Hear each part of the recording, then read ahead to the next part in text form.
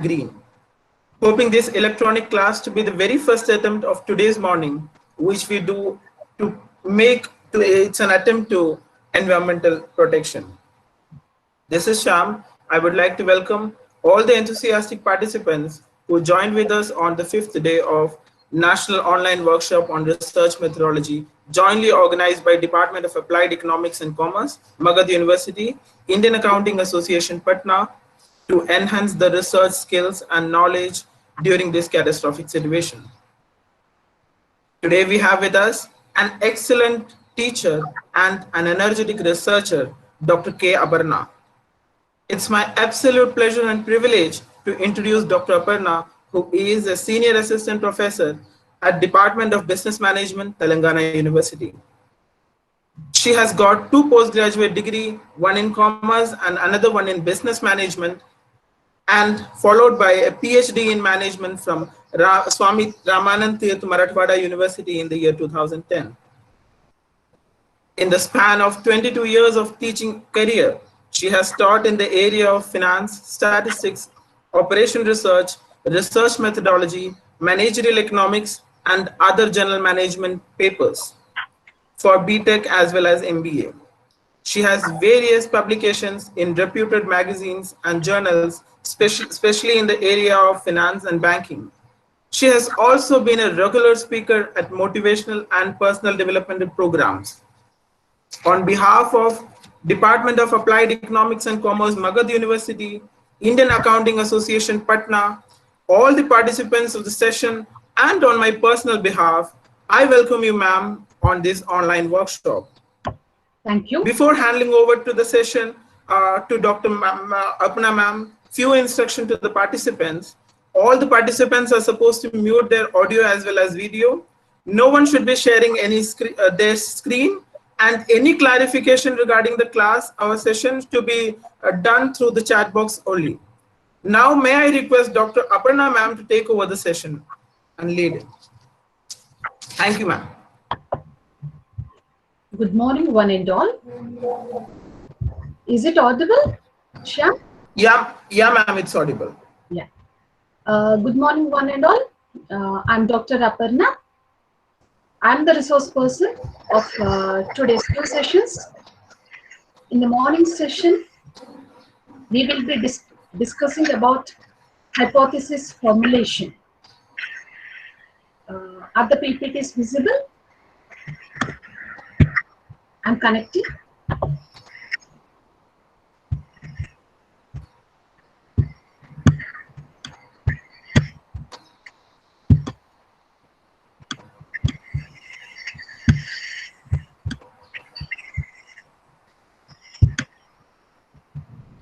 Shyam, are the PPTs visible? Yeah, ma'am. Okay. Ma'am, it's visible. I'll continue the session. Today we will be discussing about hypothesis formulation or the formulation of hypothesis. The topics which are going to be covered in this session includes the meaning and definition of hypothesis formation, basis for framing the hypothesis, types of hypothesis. If it is a singular statement, we use hypothesis, S-I-S. And if it is a plural one, we are going to say it as a hypothesis. Only difference is the word E instead of I. If it is a singular statement, it is hypothesis. And if it is more than one, then its plural form is hypothesis. Fourth topic what we are going to discuss is the one-tailed and two-tailed test. And next one is the concept of type 1 and type 2 errors in hypothesis testing. Before framing any hypothesis, we need to first formulate a research question. So formulation of research question is an important step in the research process. Later on, we frame the research question in the form of hypothesis for the purpose of testing it. We frame the hypothesis and we are going to test it using the statistical tests. Hope in yesterday's session you have completed about all the parametric and non-parametric tests and how and when they are to be applied. So after framing the research question, we convert it into the hypothesis and which can be tested using a parametric or the non-parametric statistical tests. For example, I want to increase my customer base. I'm running a company or a firm and I want to increase the number of customers. This is my present problem of my business. I need to take a decision related to what should be done to increase the customer base of my product. This decision problem of a businessman will be converted into a research problem. Say, I want to know what is the awareness among consumers towards my product. Are they aware that my product is available in the market? How many are aware about my brand? And what is the purchase intention of consumers towards my product? Are they willing to buy wholeheartedly? Or because of my offers or discounts, they are coming forward to buy my product? So this is a research problem. Based on this research problem, I'll proceed for framing a hypothesis. Let me take one more example. Suppose I have a company which relates to the BPO sector. And in the BPO sector, we see that there is high turnover rate of the employees. I mean, most of the employees, they are quitting the organization in a short period of time, say 2 to 3 years of their recruitment. The company has spent on selection process, recruitment process, given them the training. It has spent lot of amount for their process, recruitment process, hiring process. And within 2 years of span, they are quitting from the company.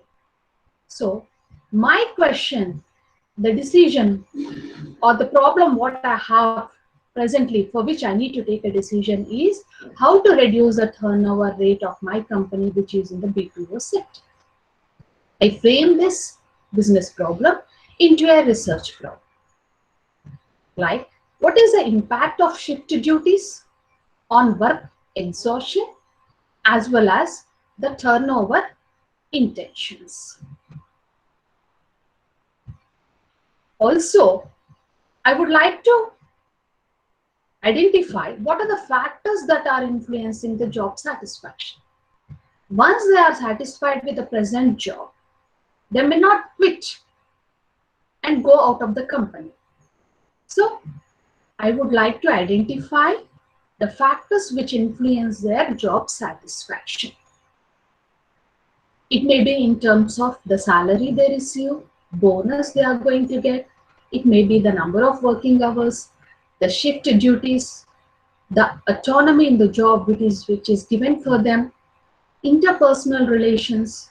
So all these are the factors which are going to affect their job satisfaction.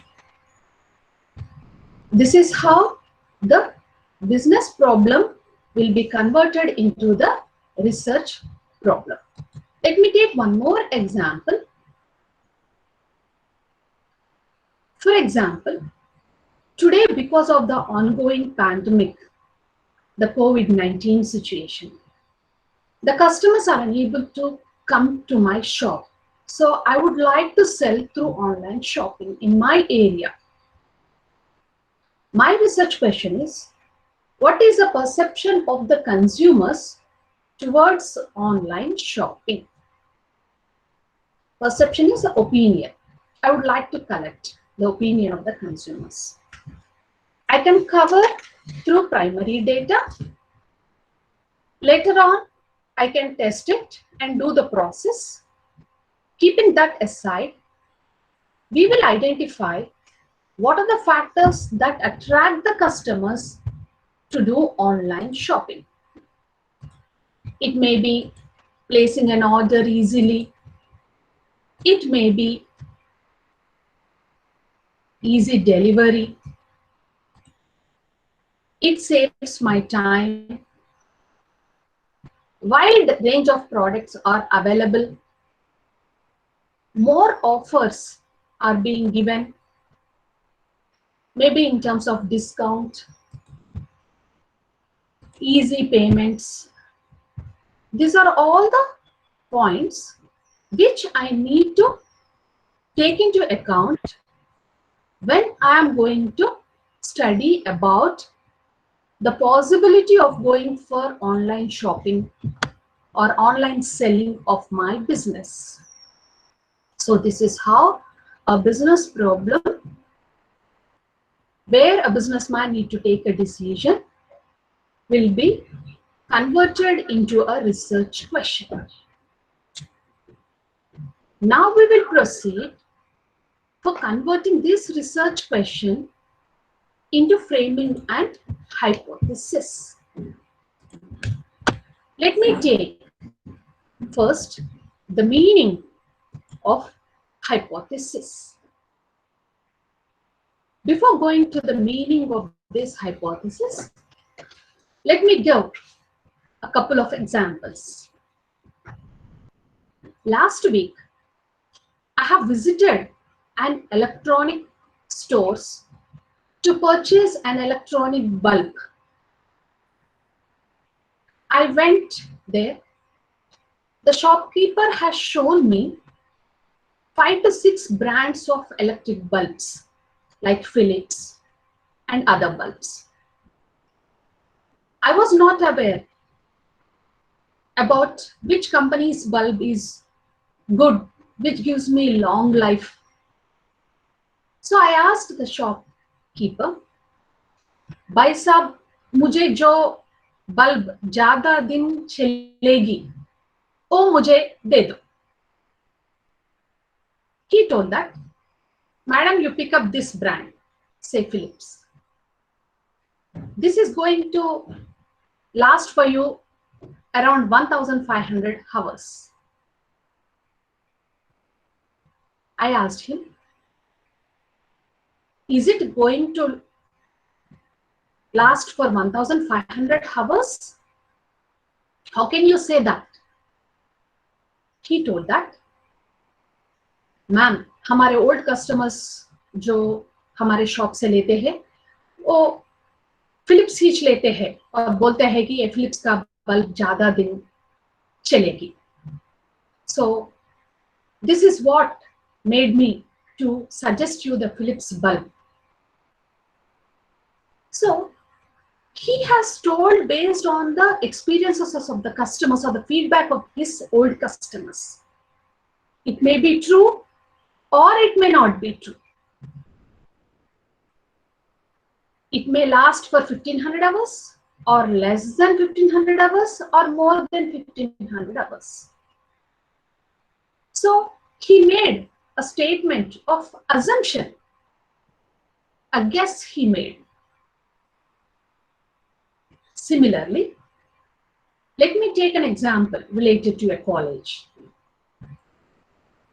Last year, I have invited a company for the selection process of my MBA students in their company. One of the round was the typing round, keyboard round. In a minute, they need to type 60 words. The strength was around 200 students. We have made into some 10 batches. In every batch, 20 students are coming and they are giving their typing round test. Like that, we have completed the 3 rounds. And after that, when we have taken a tea break, the results of the 3 rounds were on our table. And out of the 60 students who have appeared in the 3 rounds, around 50 students could not reach the target. Immediately, the HR of that company, he looked at me and told that, "Ma'am, आपके बच्चे below average है." मैं बोली, "Below average means, what do you mean?" And HR replied that they could not reach a target of say 60 words per minute. It may happen that in the first 3 rounds, the students who have come are below average, but the next 7 best students might be above average. They can type more than 60 words in a minute. But at that moment or the time, HR has passed a statement that your students are below average. That is a statement that may be true or that may not be true by the end of the day. So that is his assumption. That is his guess about my students. Now I proceed with the meaning of hypothesis. Hypothesis is an assumption or guess which is made about a population characteristic. I mean, the typing skills of my students. My population is the students of MBA department of my university.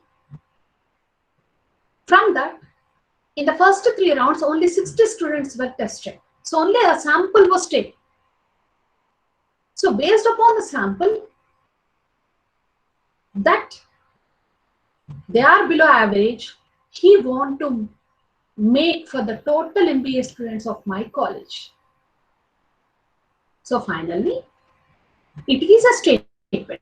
Hypothesis is a statement about an assumption or a guess which is made about a population characteristic. Coming to the research hypothesis, it is a statement of what the researcher believes to be the outcome of an experiment or study.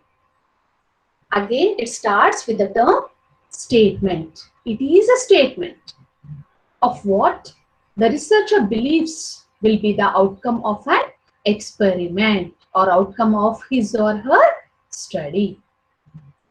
For example, I have conducted a coaching for my students who are weak, and after that, I would like to, before conducting that extra coaching, I would like to say that extra coaching will be benefiting the students. And after that coaching, I can say clearly that extra coaching has benefited the students. One more statement of hypothesis, an example. Accidents occur uniformly on all days of the week. Drug is effective in curing COVID-19. Girls and boys do not differ significantly with regard to the test scores of an exam. So all these 4 are the statements of assumption or a guess. Only after testing it. Testing here, I mean only the statistical tests. I can prove whether this my assumption is true or may not be true.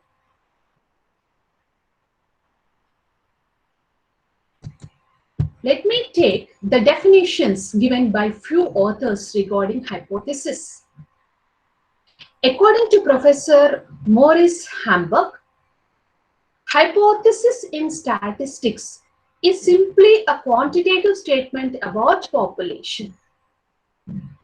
He says that, professor says that it is simply a quantitative statement It is quantitative.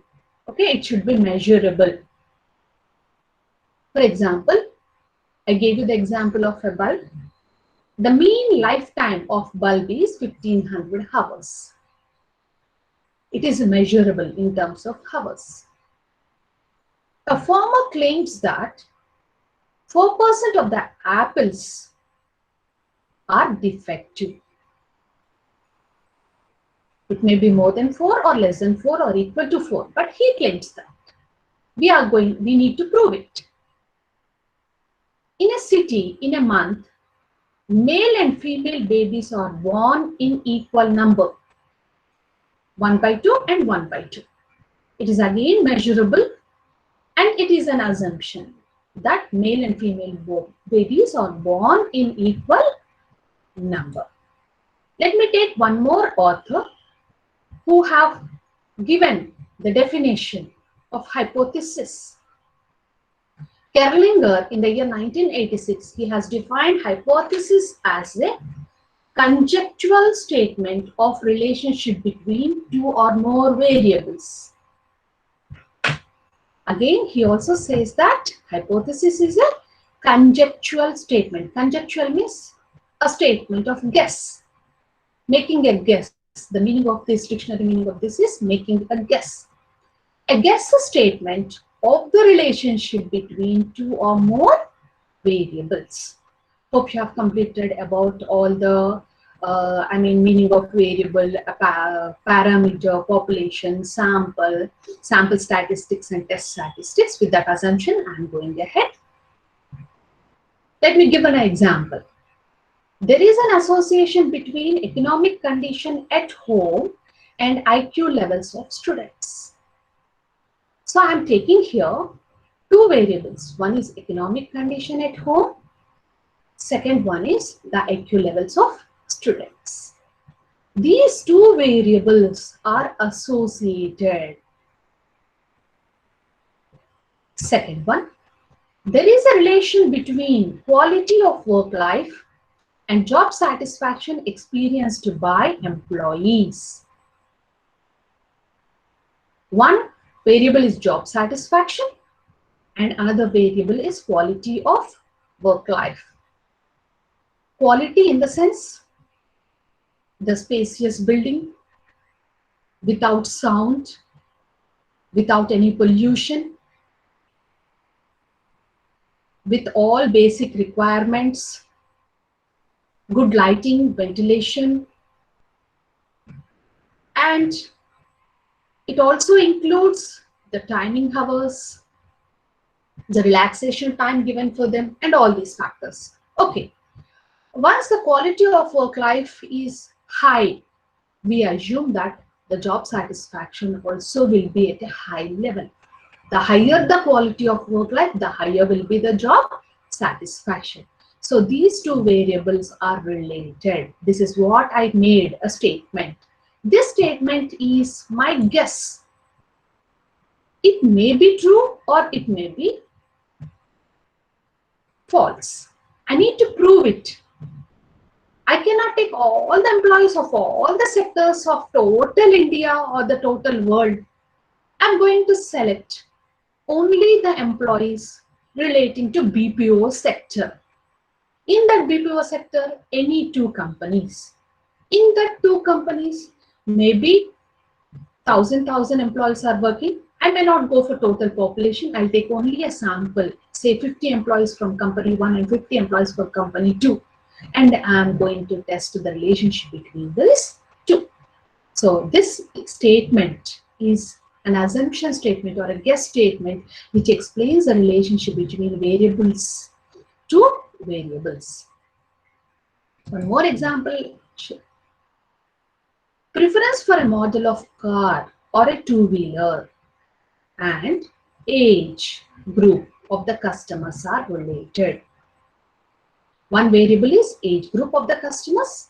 Second variable is preference for model. For example, you want to purchase two-wheeler. You may prefer KTM, CBR 150. But if your father at this age of 50 plus If he want to purchase the same two-wheeler, he may prefer automatic starting vehicles. And if your mother or sister want to purchase it, they may pick up an Activa. So age has an influence on the preference. Gender has an influence on the preference. So again, this is a statement. This is simply a statement of assumption or a guess. It may hold true or may not hold true. Similarly, we assume that large size companies, they produce in bulk and they can sell more number of units when compared to the small size companies. So large size companies earn more profit than small size companies is one statement what I want to prove. Or large size companies sell more number of units than the small size companies. So again, here the size of a company is related to profit. Size of the company I'm relating to the number of units sold. So according to Kurlinger, a hypothesis is a guess statement of the relationship between two or more variables. Let me take one more example or a definition. According to Grinnell, a hypothesis is written in such a way that it can be proven or disproven by valid and reliable data. I was mentioning that it may be true or it may not be true. Whether it is true or not, I need to prove it by applying a statistical test. So, this particular author, he has stressed on that particular point. A hypothesis is written in such a way that it can be proven or disproven, means it can be wrong or it will be the right by valid and reliable data. I need to collect the data, maybe primary data or secondary data, and that data also should be valid and reliable data. I need to collect it. Let me take an example. There is a difference in the average wages of skilled workers of two cities. Let me take a Bangalore city where most of the software companies are there. Let me take my own city, Nizamabad, where software companies are not there. Here we have skilled employees. There also we have skilled employees. Is there any difference between the wages earned by the skilled workers of the two cities, say Bangalore and Nizamabad? So I assume that there is no difference in the wages of the skilled workers of these two cities. Similarly, I can take an example of unskilled workers of the two cities. Already I mentioned about this online shopping. Customers' preference towards online shopping and age are independent.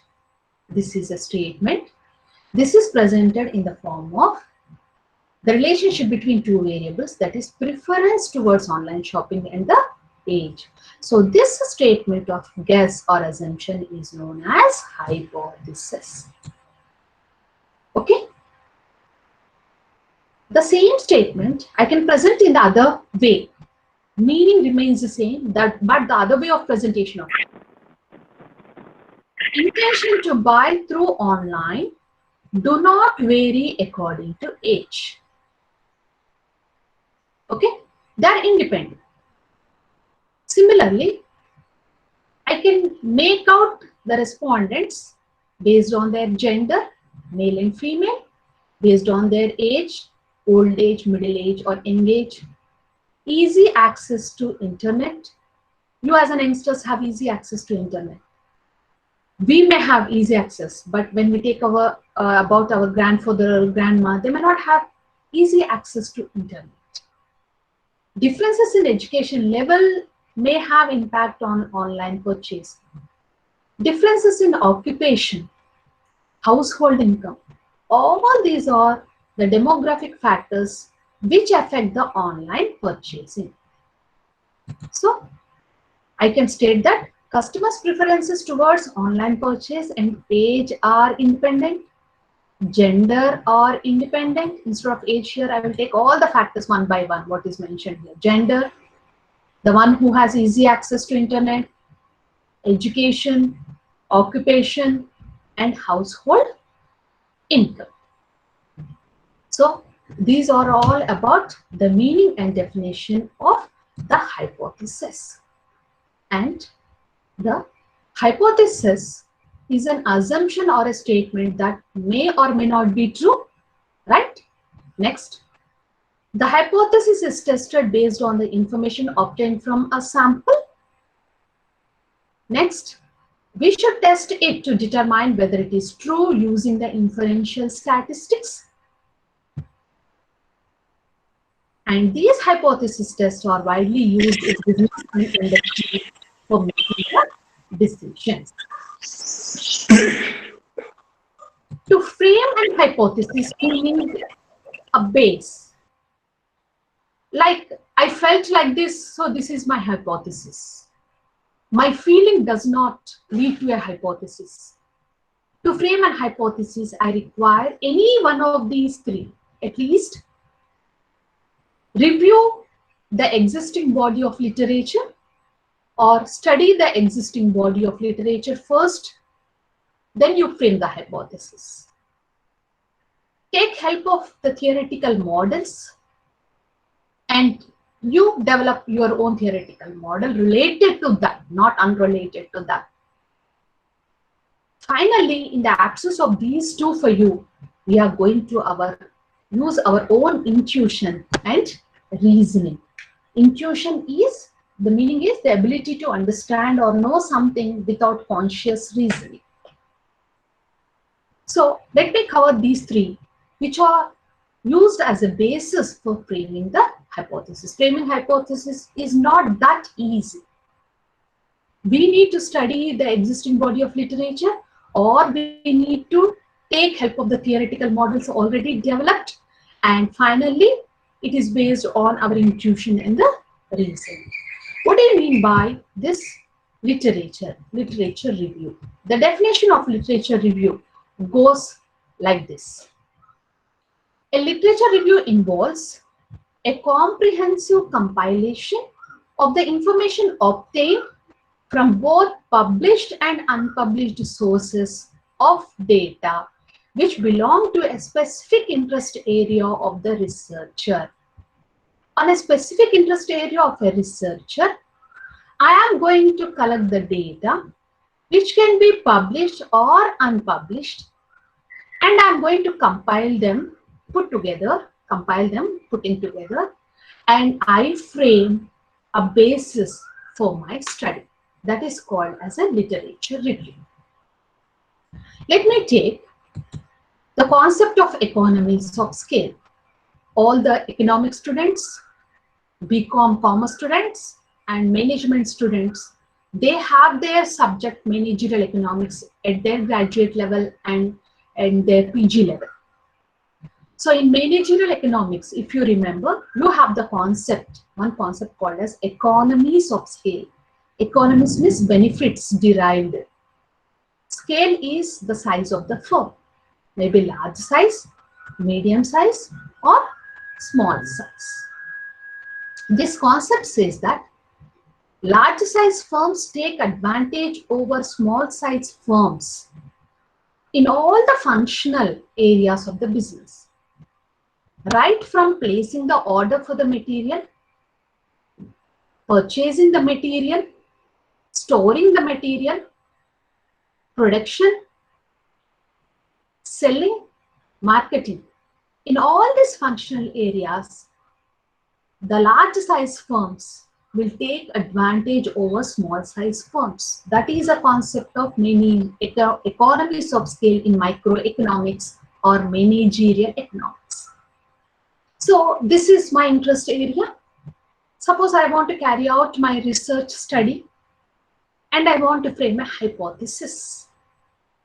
For that, first I will start studying previously related to this topic, who have done their studies, who have done their research activities, and what are their findings.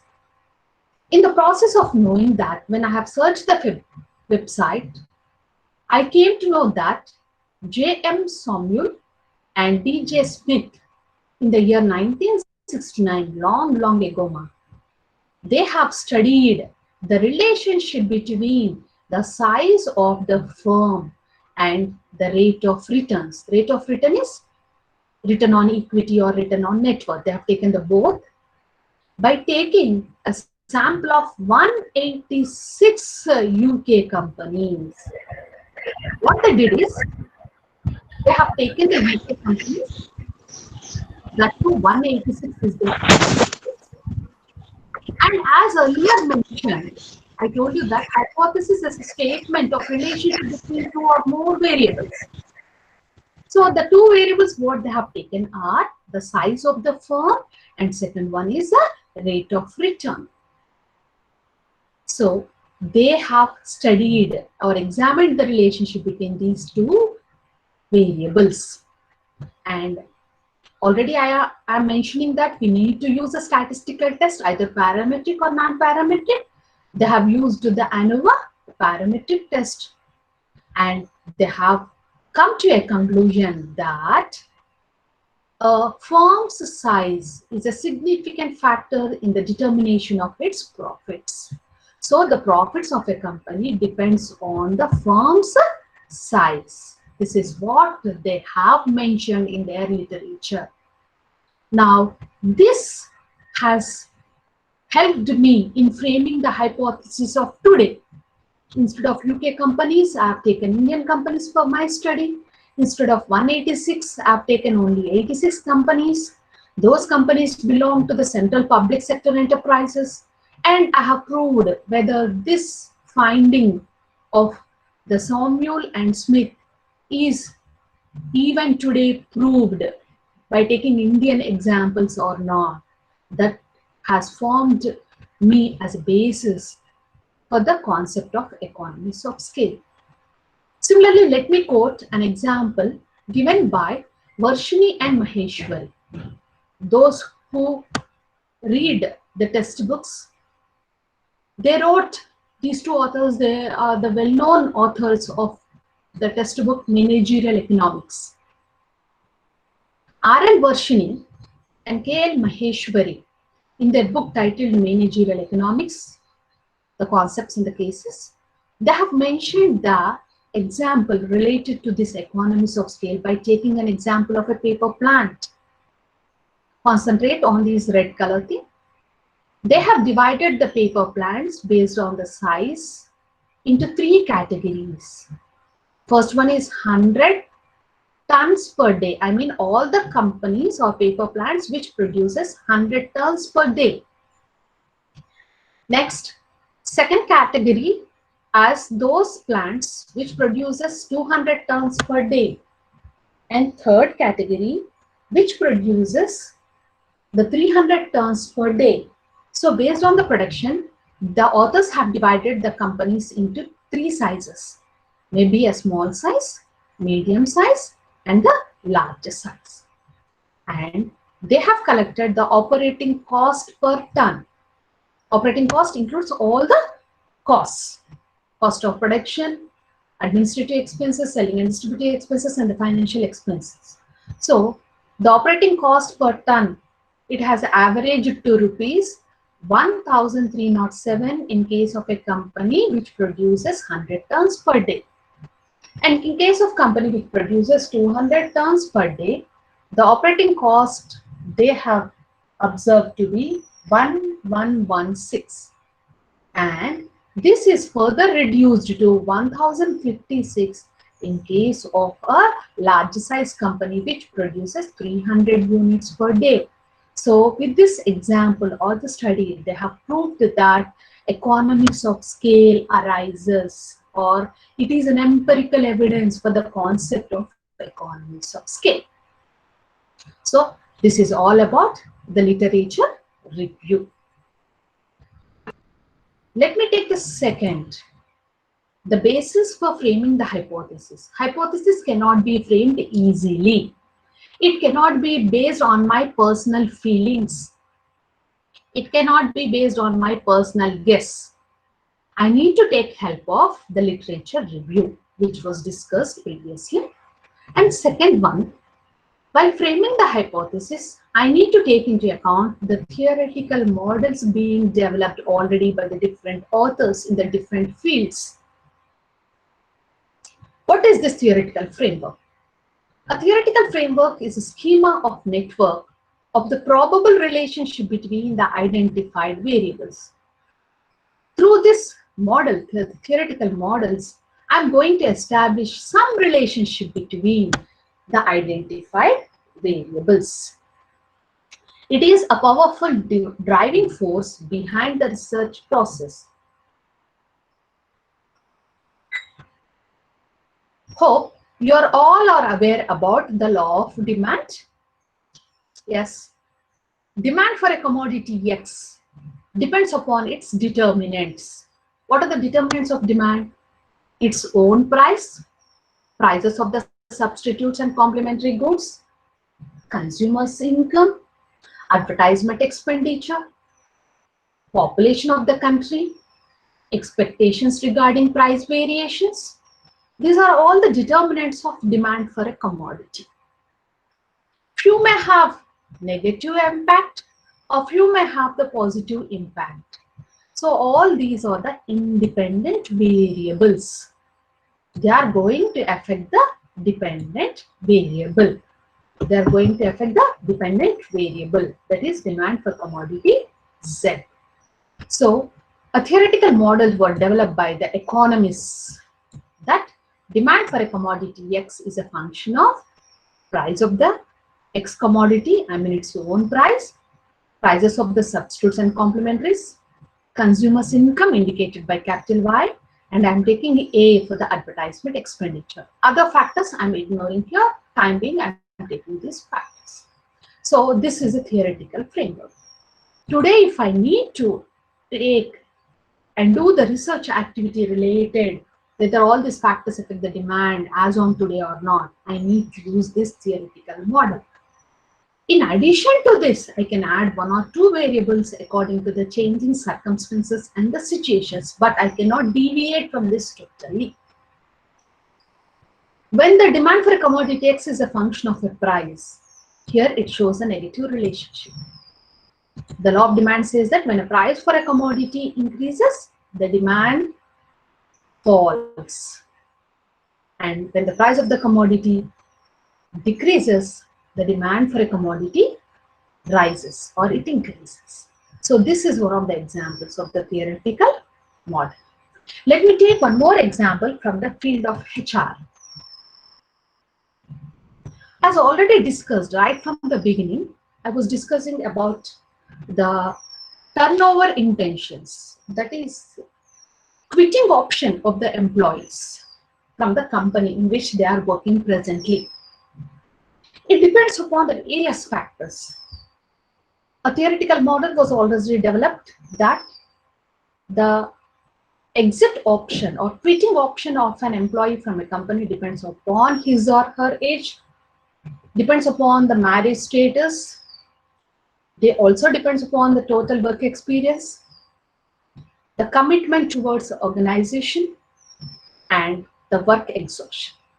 All these are the 5 factors which affect the turnover intentions of an employee. The higher the work exhaustion, the higher the turnover rates. If they have high organizational commitment, it impacts the less turnover rates. Again, this work exhaustion depends upon 4 other different factors. Maybe perceived workload will be affecting. The level of job autonomy will be affecting. In case of particularly female employees, work and family conflict will be affecting. And fairness of reward, maybe in terms of salaries, in terms of increments, in terms of bonus, whatnot. All these are going to affect the work exhaustion of an employee. as well as the organizational commitment. So in order to study what are the reasons for high turnover intentions of the employees in BPO sector, I need to consider all these factors into account. And a theoretical model was developed based on the type of company, maybe a software company or a manufacturing company or a service sector. This can be slightly changed but cannot be totally deviated. So this is a model.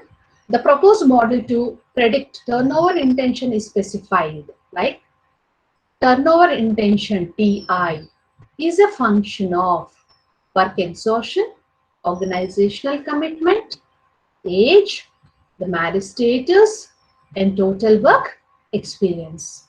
Like how the economists have developed demand for a commodity X is a function of the price of its own price of the substitutes, consumers' income, advertisement expenditure. This is a model being developed by the HR specialization people. Coming to the third base for framing the hypothesis, your own intuition and reasoning.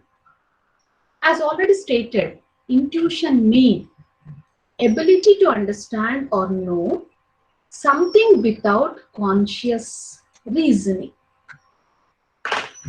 For example, एक बच्चा school से evening 4 o'clock को आया तो उनका ice थोड़ा reddish रहता है और वो थोड़ा डल दिखता है, तो दादी माँ इमीडिएटली रिकॉग्नाइज करती कि सम हेल्थ प्रॉब्लम है इसका।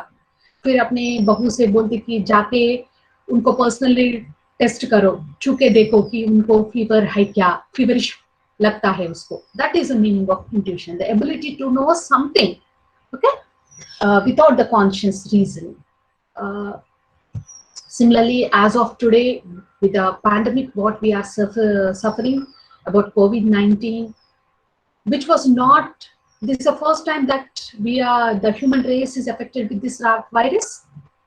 We do not have the earlier literature related to this virus. And we don't have any proven theories or a formula for a drug which can cure this COVID virus. Then in those cases only, we, based on our experiences, some cases, taking into some cases, we are going to come to a conclusion. Those conclusions can be like this. The threat of virus and age are associated. जो बच्चे लोग हैं और बूढ़े लोग हैं वो virus को जल्दी अटैक कर सकते हैं, इसलिए वो घर में रहना बोल के बोल रहे हैं आजकल. And the one who have high immunity levels, they have less threat of affecting the virus. So immunity levels and threat for affecting virus are related to one another. And America में ज़्यादा है effect, France, Spain में, because of the cold temperature and less immunity levels. What we are coming to a conclusion. Similarly, India में death rates कम है, maybe because of high temperature. जून जुलाई में ज़्यादा हो सकती है virus की spread because of the rainfall in our country. So all these are related to the temperature and spread of virus. So I conclude that the temperature and spread of virus are dependent based on some reasoning, okay, and based on the doctors, the patients whom they are curing, they have given all these points. So these three are the basis for framing the hypothesis. The importance of hypothesis lies in its ability to carry out the research in the right direction. Whatever the hypothesis, the statement. What is hypothesis? It is a statement of assumption. Simply एक statement है, एक guess statement है, जो prove करने का है. We can prove it or we cannot prove it. So, जब आप hypothesis statement frame करते हैं, it should have it should be framed in the right direction. Okay, wrong direction. It should not frame in a wrong direction. Like prices of essential commodity, if it increases, demand also increases. Maybe in today's situation it may be because of lockdown and all. But in general situations it may not be there. So don't go in the wrong direction, because the whole research study final conclusion will go wrong. Misleading conclusions we may give. We should not give that. So framing of hypothesis in a right manner is at most important, so that the tests and conclusion what we frame also will be in a right direction. It should be very specific enough. I mean, age and perception towards online shopping are dependent. The same age and perception for viewing a TV channel, maybe news like cartoon or entertainment channel, age is related to that. Like that, some specific variables you take and try to develop the relationship between the two. Don't go into macro thing, just go into a micro aspect, specific, and try to prove. Just focus on the things, special things, try to focus on it. Suppose the recruiter, HR, comment करे कि आपके बच्चे below average हैं. Maybe they are below average in typing test, but if it comes to the subject knowledge, they may be above average. So it should be focused only to that particular typing test only. That comment should be restricted to that typing test, not to in all the angles. Maybe in sports my students are very excellent. Maybe in extracurricular activities my students are excellent. So it should be very specific and it should be focused and it should be in the right direction, whatever the hypothesis you are framing. Let us proceed for the next topic, subtopic, the types of hypothesis. As already I told you, in a plural form, we use a word E here instead of I. If it is one null hypothesis, I called as I. There are two types of hypothesis. So I'm using types of hypothesis. This is where most of the researchers will not be specific very clearly in doing their research work. It's a grammatical error which needs to be taken at most care. Okay, coming. There are two types of hypothesis. One is null hypothesis. Null means amounting to nothing. Zero, amounting to nothing. So we take here H for symbolizing hypothesis word and here the zero. I read it as or pronounce it as H naught, null hypothesis. Against to it is the alternative hypothesis. So null hypothesis, null means a void or amounting to nothing. It is indicated by H naught. When a hypothesis is stated negatively, it is called as null hypothesis. This is a basic definition of null. When a hypothesis is stated negatively, negatively in the sense, already we have taken the definition of hypothesis. It is a statement of a guess or an assumption. It is related to the variables. I'm going to develop the variables, two or more variables and the relationship between them. So when I say that there is no difference between those two variables or there is no association between those two variables, then it is called as null hypothesis. For example, extra coaching has not benefited the students. 20 students I will take who have failed in accountancy. I have decided to give them daily 1 hour extra class after college hours. And after that, again, I'm going to conduct the exam. And after this coaching, they need to improve their marks in accountancy. Whether they will improve or not, it happens later on after 1 month. But before starting that extra coaching, I start with an assumption that extra coaching has not benefited the students. That is what the null hypothesis is. You can ask me, ma'am, how can you frame that extra coaching has not benefited the students? Then the same statement I will convert into alternative hypothesis. I will remove the word not. Extra coaching has benefited the students. That's the only difference between null and the alternative hypothesis. Let me take few more examples which will be covering. One more definition of this null hypothesis. Null hypothesis, plural, they are proposed with the intent of receiving a rejection for them. The hypotheses that are proposed with the intent of receiving a rejection for them are called null hypothesis. Already I told you in the previous slide that I want to conclude my study that extra coaching has benefited the student, but I will start my hypothesis testing process by framing a null hypothesis that extra coaching has not benefited the students. I would like to reject it, not accept it. By rejection, automatically, alternative hypothesis will be proved, and I conclude that the extra coaching has benefited my students. So, null hypotheses are those which are intended to be rejected, that are proposed with the intention of receiving a rejection for them are called as null hypothesis. A business example I will take. If we want to show that sales and advertisement expenditures are related, definitely the higher the advertisement expenditure, more customers will come to know about our product and I can sell more units. So the higher the advertisement expenditure, the higher will be the sales generally.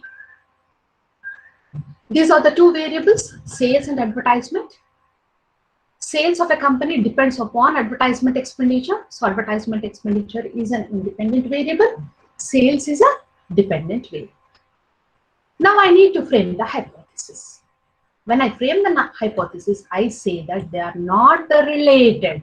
They are not related. We formulate the null hypothesis that they are not related. The sales and advertisement expenditure of a company are not related. Whereas, in case of alternative hypothesis, I will remove the word not. Sales and advertisement expenditure are related. Let me take few more examples. There is no difference in the mean IQ levels of girls and boys. I have conducted an exam. Did the girls top or did the boys stood top in the exam? I would like to know. Before going for the process of testing it, I frame a hypothesis called as a null hypothesis where I say that there is no difference amounting to nothing. Among the boys and girls, the IQ levels are not different. Similarly, I frame a null hypothesis that there is no association between economic conditions at home and IQ levels of the students. If I would like to know whether a drug is effective in curing any disease, say malaria, then I start my testing process, hypothesis testing process, with framing a null hypothesis that the drug is not effective in curing the malaria. And null hypothesis asserts that there is no real difference in the sample and population. See, it claims that there is no difference. There is no real difference in the sample and the population. For example, I have given coaching for 10,000 students. 10,000 is my population now. I may not conduct the testing of hypothesis on all the 10,000. I need to take a sample. Suppose I have drawn a sample of 100 students and I have taken their marks before coaching and after coaching. And I would like to conclude that whatever the results I get for this particular test by taking 100 sample, I think that that is true in case of the population as well. Got the point? I take 100 as a sample from 10,000 students, which is a population. I conduct a test. I may prove the hypothesis, null hypothesis, or I may disprove the null hypothesis. But whatever the conclusion I get it for this sample, I assume that that is also applicable for the population. So there is no real difference in the sample and the population in a particular matter and under consideration. For example, at the time of elections, we have exit polls. Suppose I have conducted an exit polls for an elections in my area with regard to the one who support a particular party and who do not support a particular party. For example, there are total 10 lakh voters in my area. So 10 lakhs is my population. I cannot survey all the 10 lakhs. Just I have surveyed 10,000, taking from rural area, suburban area and urban area, educated, uneducated, all those factors I have considered here. And whatever the conclusion I draw from this sample, I assume that it is equally applicable for the population. That is, there is no real difference in the sample and the population. Hope you got this particular point, the null hypothesis. Let me proceed to the alternative hypothesis. If we remove the word no, not, okay, then automatically alternative hypothesis will be framed. An assumption believed to be true if the null hypothesis is false. In my previous case, null hypothesis is that the extra coaching has not benefited the students. If it is disproven, automatically it is proved that the extra coaching has benefited the students. Extra coaching has benefited the students. So an hypothesis believed to be true if null hypothesis is false is called as the alternative hypothesis. It specifies those values that the researchers believes to hold true. Actually, I want this to be true. Which you want to be true? That extra coaching has benefited the students.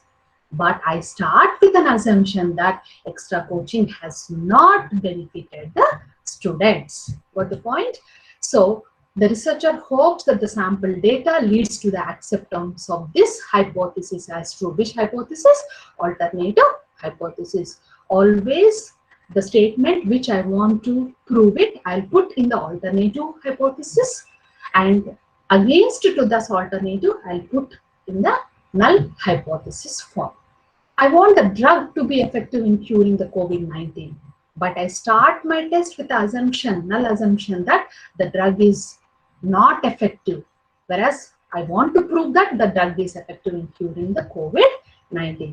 It is indicated by the letters H1.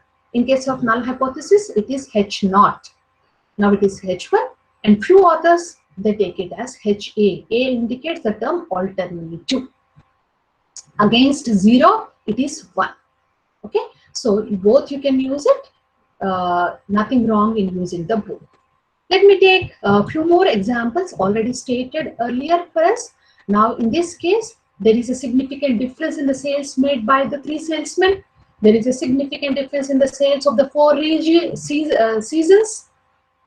There is a significant difference in the profits made by the 2 companies. Suppose I have taken one large size company and one small size company, and or the companies, 2 software companies, I take it, and there is a difference in these software companies or not, I want to find out. Or there is a difference in the large size company and small size company, and with respect to profit or not, I want to prove. So this is all about the types of hypothesis. While framing the hypothesis or designing any hypothesis, there are few criteria that researcher must fulfill.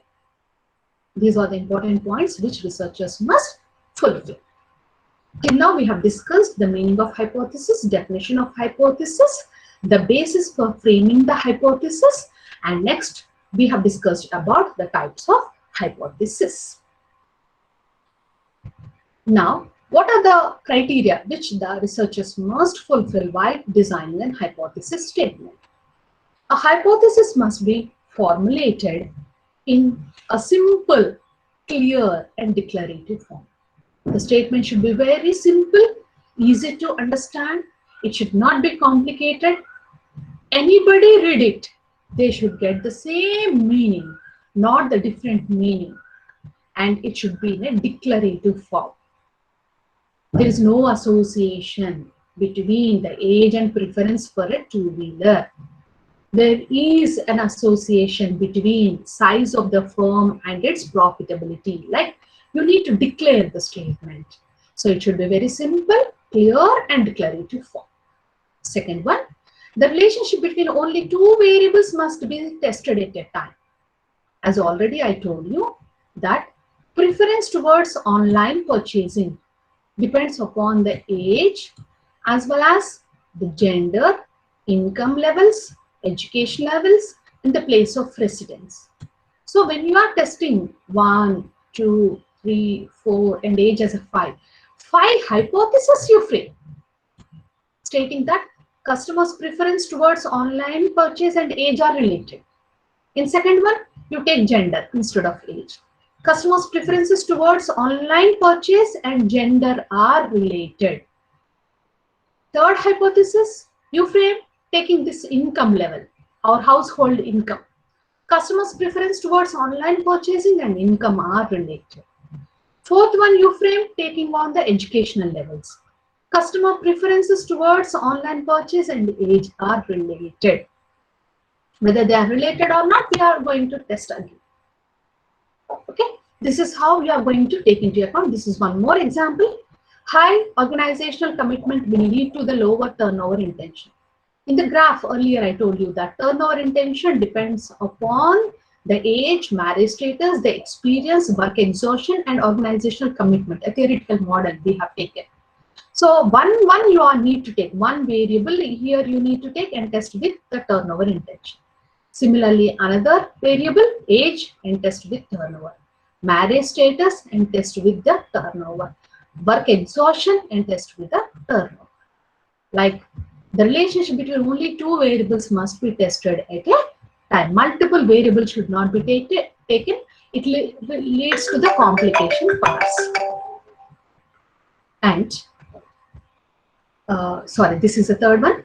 A hypothesis must be measurable and quantified so that statistical authenticity of the relationship can be established. Always it is to be measurable. It can be put in the form of a measurable. Quantitative variables are already in a measurable form. Qualitative variables also should be converted into a measurable form, which we discussed in the next class very clearly. And as already stated, a hypothesis is a conjectural statement, a statement of guess based on the existing literature and the theories about the topic. Okay, it should be based on these two, and not very clear that it should not be based on just our gut feeling or subjective judgment of the researcher. Okay, while I was traveling in a bus, a lady was severely beating her baby as she was crying. So I should not conclude that while traveling the parents behave in a negatively with their kids. That should not be like that. Hope you have understood. And next, the validation of hypothesis would necessarily involve testing the statistical significance. So only this hypothesis what we frame, they are valid only when they involve the testing the statistical significance. What do you mean by the statistical significance? Everything we will discuss later on in the next points. Meanwhile, we'll go with one more types of hypothesis, whatever we have. The formulated hypothesis could be of two types. One, it is in the descriptive hypothesis. This is a statement about the magnitude or the trend or the behavior of the population under study. Okay, just describe about the variables. For example, students from the pure maths background score 90 to 95% in a course in quantitative methods. The students who come from pure mathematics, they score more marks in quantitative methods. The attrition rate in the BPO sector is almost 33%. The literacy rate in Kerala is 100%. These are all called as some descriptive hypothesis. And coming to the second one, the relational hypothesis. They develop the relationship between two or more variables. As I have given a number of examples in the previous slides. These are the typical kind of hypothesis which states the expected relationship between two variables. And again, this relational hypothesis will be divided into two types. One is directional and another one is non-directional. What is this directional? While stating the relationship between the two variables, if the researchers makes use of the words such as increase, decrease, less than, or more than, the hypothesis is stated to be directional, or it is called as one-tailed hypothesis. Remember it, it is one-tailed hypothesis. When we use the terms like increase, decrease, less than, or more than. Okay. For example, higher the likability of the advertisement, the higher is the recall rate. I mean, the one who likes my company's advertisement will purchase more of my product. Already I stated that higher the work exhaustion experienced by the employees, by the BPO professional, higher is the turnover intention of that person. If you think that he is exhausted daily with high work pressure, and higher will be his turnover intention, that is quitting, intention to quit my company. Already stated that advertisement expenditure and sales are related. They are the two related variables. So increase in the advertisement expenditure will result in increase in the sales. Increase in the sales will result in increase in the profit. Increase in operating expenses results in decrease in the profits. Hike in price of a commodity leads to fall in the sales of that commodity. According to law of demand, the price of the commodity, when it increases, it leads to the decrease in the sales of that particular commodity. So all these are called as directional. I have used either the words higher, lesser, or increase or decrease. Words are used. They are called as a one-tailed test. And opposite to that will be the non-directional. It will be the non-directional. However, sometimes the researchers might not have reasonable supportive data to hypothesize the expected direction of the relationship. Expected direction of the relationship. For example, in this case, he or she would leave the hypothesis as non-directional or the two-tailed. It is called as a two-tailed hypothesis. As earlier I told you that the shopkeeper has told me that the mean life of a bulb can be 1500 hours. But it can be 1500 or may not be 1500. It can be more than that or it can be less than that. In that case, I say that what is mu? In your previous classes already it is covered. Recollect it. What is mu? It is a population parameter. Mean of a population is called as a mu. I take here mu is not equal to 1500 hours. Whereas producer claims that it is equal to 1500 hours. So when I use the word not equal to, I'm not using either less than or more than. I'm using both here. Not equal to in the sense it can be more than 1500, it can be less than 1500. So it is called as non-directional, or it is also called as a two-tailed hypothesis. When a directional or one-tailed hypothesis involves the usage of words such as increase, decrease, less than, or more than will be there. Whereas in a two-tailed hypothesis or non-directional hypothesis, there is no enough reasonable supportive data to hypothesize the expected direction of the relationship. More than 1500 or less than 1500. I don't know.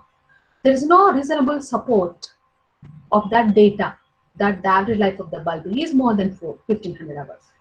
Or either it is less than 1500 hours. Then I will take it is not equal to 1500 hours.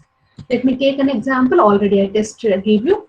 A teacher wishes to test whether or not the students of his college have a mean height of say more than 5.4 feet. Then I'm going to use the hypothesis like mu is equal to 5.4 feet. And if I don't know exactly whether the height of my students is more than 5.4 or less than 5.4, it can be both. When it can be both, then I frame a null hypothesis that it is not equal to 5.4. That is called as a two-tailed test. One-tailed and two-tailed test. Suppose I claim that it will be more than 5.4. Then I can frame a null hypothesis stating that it is equal to 5.4. The mean height of my students is equal to 5.4 and mean height of my students is less than 5.4. Then it is called as one-tailed test. And whenever I use less than, it will be called as a left-tailed test. I will explain this in the later PPTs. What is this left-tailed test? Using a graph. And in case if a hypothesis is like this, null hypothesis, that the mean height of my students is equal to 5.4, then alternative hypothesis can be mu is greater than 5.4. Then it is called as again a one-tailed test, and if it is a greater symbol, it is called as a right side test or a right tail test. So hope you got clarity between the two-tailed test. When null hypothesis remains the same, there is no change in the null hypothesis here and here. Only the change will be in the alternative hypothesis. If I use the symbol not equal to, then it can be more than or less than. Then it is called as a two-tailed test. But if I specify very clearly less than or very clearly more than, then it is called as a one-tailed test. And as already I covered about this alternative hypothesis. Okay, when I frame the alternative hypothesis that the mean height of my students is not equal to 5.4, it is going to cover, the alternative hypothesis can cover a whole range of values rather than a single point. If mu is equal to 5.4, means mean height is exactly equal to 5.4. It is a single point. When I am mentioning the alternative hypothesis not equal to, it can be in any range from like 4.4 feet to 6.4 feet. So it includes wide range of the alternative hypothesis, wide range of the values. It covers a whole range of the values rather than a single point. Similarly, when I am mentioning it is 5.4 greater than 5.4, it includes the values more than 5.4. I mean 5.5 to maybe 6.5. When I am mentioning it is less than, the average height of my students is less than 5.4, then it includes all those values from 5.3 to less than 5.3, maybe till 4.3. So this is all about the one-tailed and the two-tailed test, alternative and the null hypothesis. A quick glance about the population parameter. Here the mean will be indicated by the mu and standard deviation will be indicated by the letter sigma. They are called as a population parameters. What if we have a sample statistic? Any summary calculated from the data which is taken as a sample. Example, it can be a mean, difference in the means or the proportions or the standard deviation or correlation coefficient. X bar indicates the sample statistic, sample mean. It is difference between the two means, X bar 1 minus X bar 2. S is a sample standard deviation. R is a sample correlation coefficient. And what do you mean by test statistics? I'll be using from here after the word test statistic. What do you mean by the test statistic? It can be any parametric test or a non-parametric test. Yesterday, this topic was completed for you. No, I'm not going in depth of it. Just directly I will take Z test, T test, F test, and a non-parametric test like chi-square test, sign test, rank test, and all that. A quick glance about a graph. This is a population. As I told you, there are 10 lakh voters in my area. And when I calculate its mu, it will be mean. It will be designated by mu. And if I calculate the standard deviation, it will be designated by sigma. And from this 10 lakh voters, I take a sample of 10,000 voters and I calculate the mean for them. Then it is called as a sample statistic. And if I calculate the standard deviation, it is indicated by S. That is also called as a sample statistic. And further, to proceed, we are going to take this one-tailed and the two-tailed test. Already we have covered in depth about this one-tailed and two-tails. Just for the definition part, a two-tailed test of hypothesis will reject the null hypothesis if the sample statistic is significantly higher than or lower than the hypothesized population parameter. Just now I told you the word population parameter. What is population parameter? It is a mean. It is the mean of the population indicated by mu. Okay, mu h. Mu indicates the mean of the population. H indicates the hypothesized, and this is called as hypothesized mu. In my example, I have set a null hypothesis that height of my students is equal to 5.4. That is my null hypothesis, what I have mentioned. And what is sample statistic? Sample statistic is from the whole population. I'll take a sample and I'll calculate the mean for it and standard deviation for it. And this X bar and S are called as a sample statistic. And in case of this two-tailed test, the rejection region is located in both the tails. Rejection region is located in both the tails. What do you mean by this tails? How it will be taken? Let me take a small example and explain you. Say a manufacturer is going to fill a bag package with 40 kgs of flour, आटा. आटा जो है हमको आता वो 20 kgs में आता, 10 kgs और 5 kgs और 40 kgs में आता है. जो ये मैन्युफैक्चरर जो है वो अपने एक पैकेज में 40 kgs का आटा क्लेम करता है.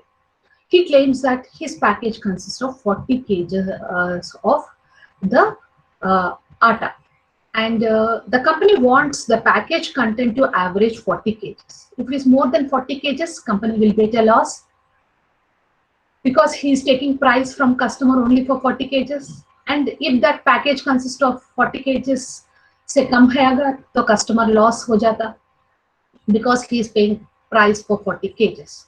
So in that case, I frame a hypothesis that mu is equal to 40 kgs, and the alternative hypothesis that the mu is not equal to 40 kgs.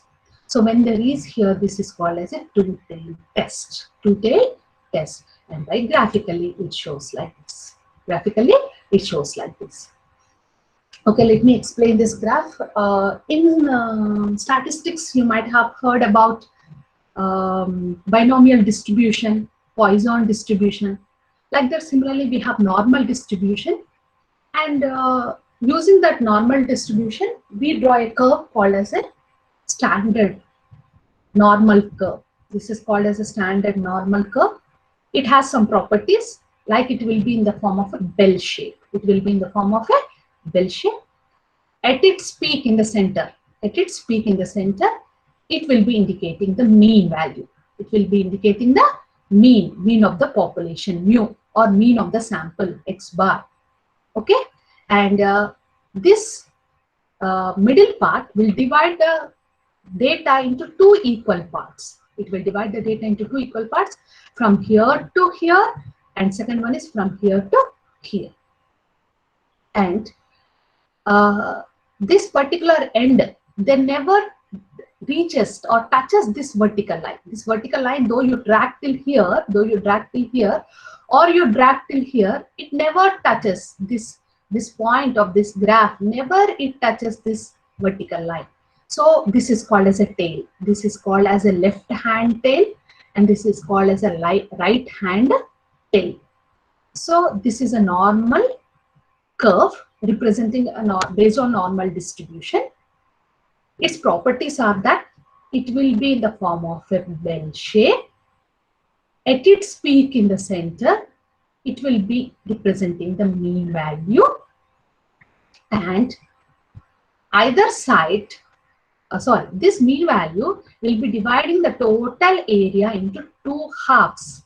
From here to here, if it is 1 divided by 2 parts. So it is 0.5. From here to here, it is 0.5. And from here, center point to the left side, it is 0.5. 0.5. Okay. This whole region from here to here indicates 0.5. And this tail of the curve, this is the end of the curve. Never it touches this particular vertical line. So we call it as a tail. Towards my right is called as a right hand tail, and left is called as a left hand tail. And if the calculated value falls in this region from here to here, okay, this is called as non-rejection region, otherwise the acceptance region. So I am going to accept the null hypothesis.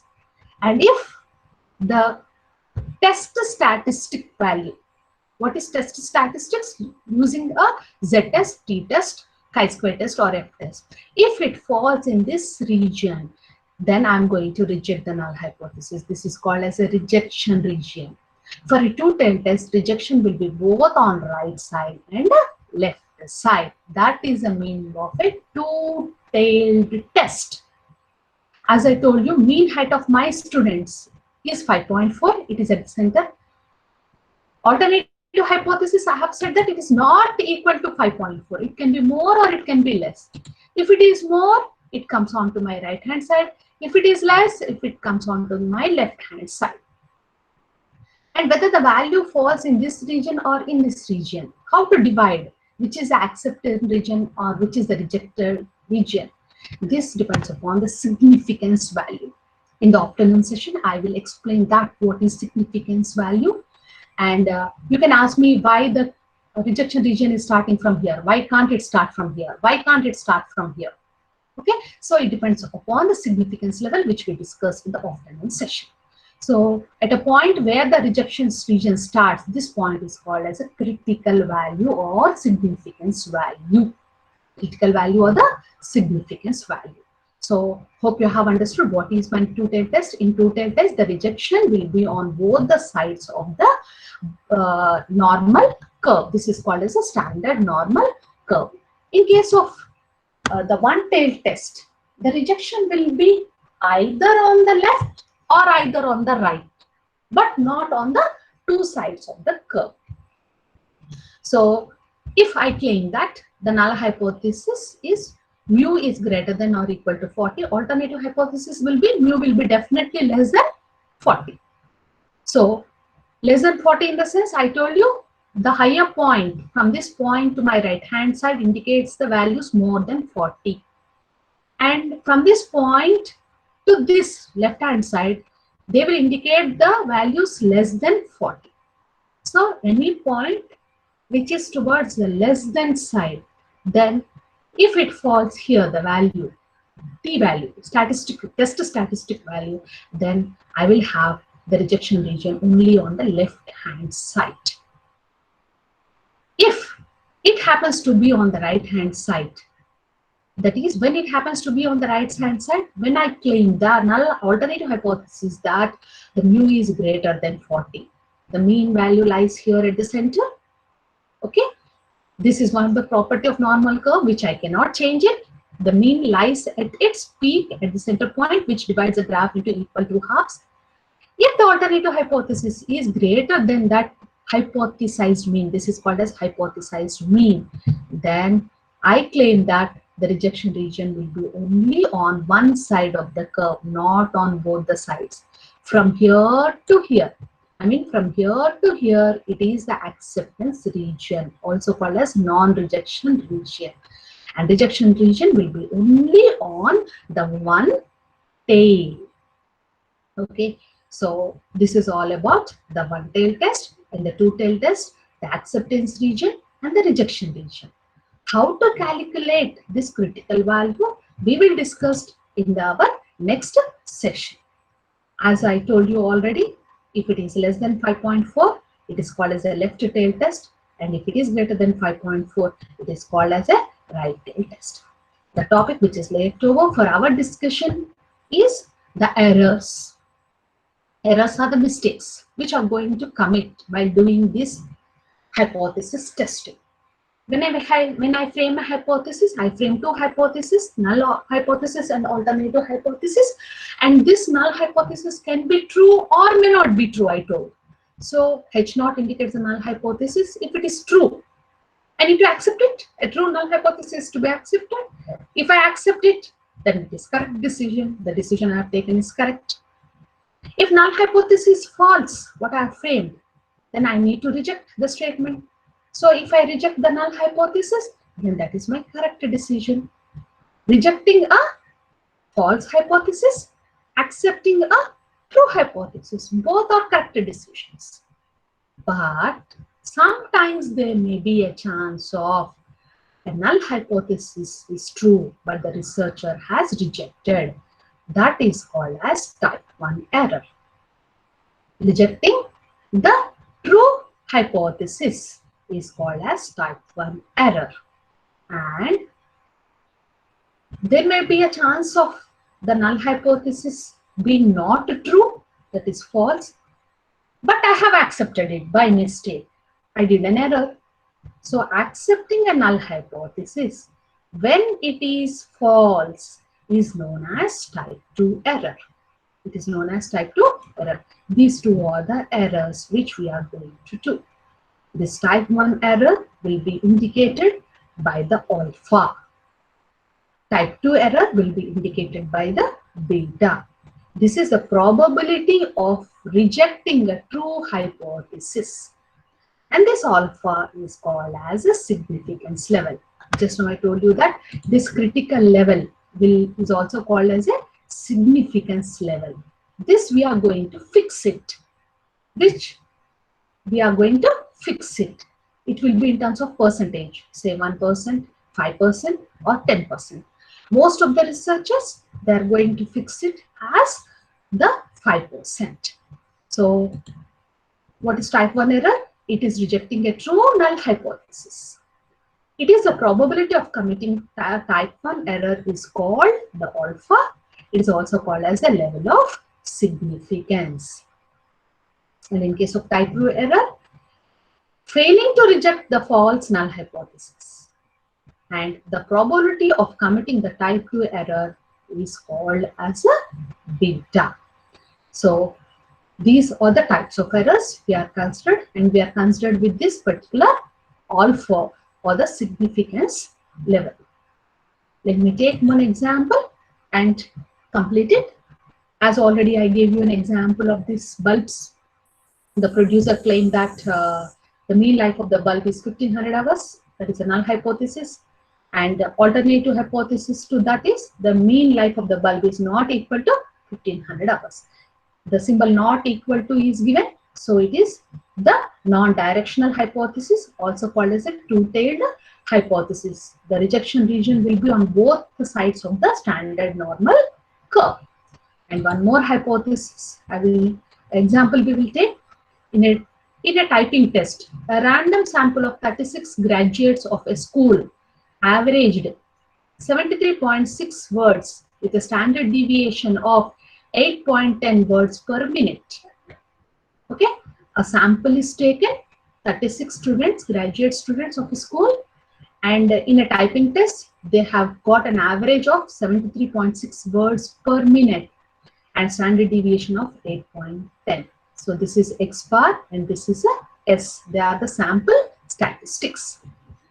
Test. An employer's claim that the school graduates average less than 75 words per minute using 5% level of significance. As already I told you, this 5% is a level of significance. Level of significance will be indicated by percentage, 1%, 5%, or 10%, and mostly standard one is a 5%. Statisticians, they are going to use it, and they claim that their mu is less than 75 words per minute. So null hypothesis, we claim that the mean of the population is equal to 75, and alternative hypothesis that it is less than 75. I used here the symbol less, not, I did not use not equal to. So I used only less. It will not include greater than. So it is called as a one-tailed test. And the test will be towards the left side. Towards the left side. The mean is 75 words per minute, and now it is less than 75. So any point from this center towards my left will be following the T statistic. So rejection will be only on the one side, left hand side, not on both the sides. Let me take a small example of second one. In two cities, there are the workers, unskilled workers are there, say Allahabad and Lucknow, and the sample earnings hourly, it is 8 rupees 95 paise, and in Lucknow it is 9 rupees 10 paise. It is a mean earnings, hourly mean earnings of the unskilled workers of Allahabad and the Lucknow, with the standard deviations are given for us, and the sample size is given. I mean, I have taken for my study 200 for Allahabad city and 175 for the Lucknow city. The n is more than 30. So which test is to be used? If it is less than or equal to 30, t test. If it is more than 30, z test is to be used. So I need to use the z test, and at 5% level of significance, I need to test by using the z test. So my claim is, test the hypothesis that the average wages of the unskilled workers in the two cities differ. I frame the null hypothesis. There is no difference in the average wages of the unskilled workers of the two cities. There is no difference. Whereas alternative hypothesis, I'll discuss that there is a difference in the average wages of unskilled workers of these two different cities. So I'm restricting only to the framing of hypothesis in this particular session. And finally, in this session, the topics what we have covered are the meaning and definition of hypothesis. Hypothesis is a statement of assumption or guess. It indicates the relationship between two or more variables. It may be proved or disproven by taking a validated data from the whole population. I take a sample and I prove it. These are the various meanings of the definitions given by the various authors. And framing of hypothesis, I need to take the literature review and the theoretical models for framing the hypothesis. It should not be based on the feelings and the conclusion of the researcher. We have claimed that there are null hypothesis and the alternative hypothesis, and the two types of hypothesis. And what is the criteria that the researcher must fulfill while framing the hypothesis? It should be very clear, it should be focused, and two variables are to be taken at a point, not more than two, and the hypothesis should be quantifiable one, and it should be easily tested. But these are all the criteria which the researcher has to fulfill while framing the hypothesis. And we have covered about one-tailed test and two-tailed test. When the rejection region is on the both sides of the normal curve, it is called as a two-tailed test, and if it is only on one side, either left or right, it is called as a one-tailed test. And the types of errors in testing the hypothesis, there are two types of errors in testing the hypothesis. One is type 1 error, indicated as alpha, and type 2 error, indicated as beta. We are interested in type 1 errors, that is the alpha, which are also known as a significance level. How to fix it? This we are going to discuss in the afternoon session. And I thank you all, one and all, for listening to this session.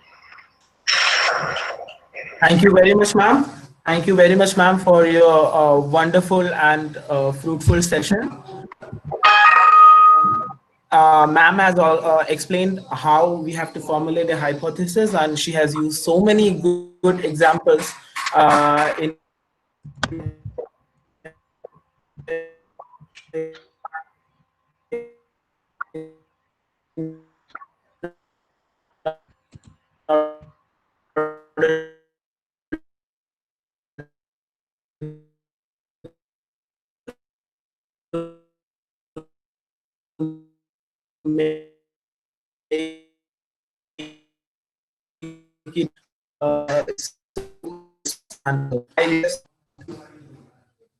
before that, before word of thanks, I would like to say, participants, if you have any queries regarding the session which you have discussed, you can ask one by one. Hello.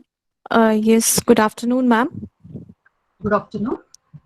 Ma'am, I'm writing one paper in which my third hypothesis is... If you have any, you can just come, ma'am. my hypothesis is that to study the moderation effect of organizational support on job satisfaction and teaching effectiveness. So would you please tell me how can I test this particular hypothesis? Because I want to study the interaction effect on two particular variables or of dependent and independent variables.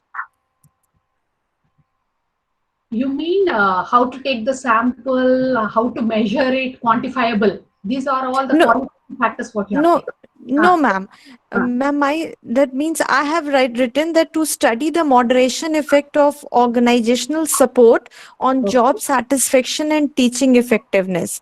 So my Okay. independent variable is job satisfaction and teaching effectiveness is a dependent, Okay. and Okay. organizational support is a moderation variable. So how Okay. can I test this particular hypothesis?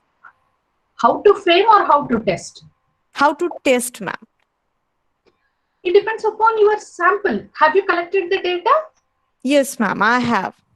You have taken some attributes related to the job satisfaction, and you have taken some attributes for the dependent and independent variables, isn't Ma'am, it? I have separately make a segment on my in my questionnaire on job satisfaction, teaching effectiveness, and organizational support. Likert All the scale. three variables. You have developed the Likert scale using Likert Yes, scale. ma'am. Yes, ma'am. Yes, ma'am. In Likert scale. Then you need to calculate the mean, and Okay. if the sample is more than 30, go for the z-test. If the sample is less than 30, you go for the t-test. You can use even regression as well. Yes, ma'am. My question is that is there any specific test for the to study the moderation effect of any variable? Only regression. Effect of one variable on the other, it is regression. Only regression. Right, Okay, ma'am. multiple variables you can take. If you want to take the Okay. relation, suppose the one who are highly satisfied, okay, Okay. the one who are less satisfied, I can Okay. divide based on my satisfaction my employees or sample into three: less Hmm. satisfied, average satisfied, and more satisfied. Then I can use Okay. ANOVA at that time. Okay. Equivalent non-parametric test, that is a Crucial Wallis test for ANOVA. You can Okay. use Okay, ma'am. Thank you so. Okay. Thank you so much, ma'am. that. Okay. Any other queries? Hello, Hello? madam, can you hear me? Yeah? Yeah, madam, I have one simple question. Sometimes while you are finding significance, Hmm. we are finding 0.000 as p-value. Hmm.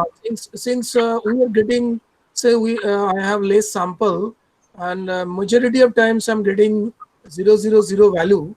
I found some of the cases there is written that 000 value is also important and it is strong positive correlation. This is what I'm going to discuss in the afternoon session. What you have is you did through SPSS or any other software package. Am I right? Yeah. But in general, what do you say that if I'm getting not near about 0 or 1, but I'm getting 000, then what In should be the afternoon session, prediction? I'll clear your point. In afternoon session, I'll clear whole. Listen to my lecture in the afternoon. Finally, if you have the same doubt, you can claim in the Okay, evening. thank you very You much. won't Okay, have definitely. thank you. You're welcome. Hello. Hello? Hello. Yeah? Good afternoon, Good ma'am. afternoon. Ma'am, I want to know the basic difference between the objectives and hypothesis. Hmm. The main difference. See, objective is converted into hypothesis. So, ma'am, they both are similar then. Decision problem is to be converted into, the business problem is to converted into a research problem. Based on the research problem, objective will be defined. And based on the objective defined, I'm going to print the hypothesis. These are the link with one another. Okay. Okay.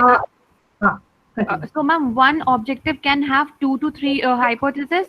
Yeah, definitely. You will have more than one hypothesis. Just now I explained the consumer's perception towards online shopping and age, one hypothesis. Perception towards online shopping and gender as second objective. Income, third objective. Educational levels, fourth objective. You can have any number of hypotheses. I mean to say any number of objectives Any number of hypotheses. Okay. So, ma'am, so the objective for this hypothesis will be the demographic impact on consumer behavior. Right. Right. Oh, okay. Thank you. Thank you so much, ma'am. Right. Actually, Anybody? Any other doubts? Okay, Shyam, I'm existing. Okay, ma'am. Okay, ma'am. So, hoping that all your doubts or queries are being resolved. Now we would like to invite Vinita ma'am to propose word of thanks. Thank you, Shyam. Good afternoon, ma'am.